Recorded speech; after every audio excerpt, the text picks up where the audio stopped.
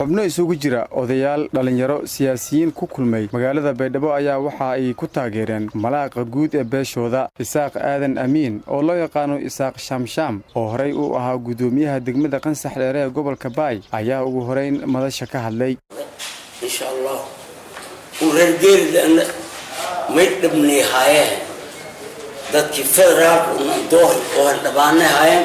ya space politic oo meekala qaadeen ya geeridin isticmaalaan iyadoo dad kala adeegsadeen waan xildhibaanadii lama xildhibaan u saljaf lama dijaari loo is yawani geerida kaan sheegan hadda gobolka Baay wada soo hay gudigii oo digil imarfle oo deegaanka say gudig deegaanka yaa dhasay barba wala dooradaa geeridina adeegsaday maktalifin geliya si geerida kursi waay ما الشيغان جيرد راس كامون راس أسر إلى جبان من جيردو ولو كفير سفرانه أنت لو أنت سيم أرواح تمن سلامة أنت مدة إنس كويتي إن سلامة ولسين شيء مسائب مفضوها الموجودين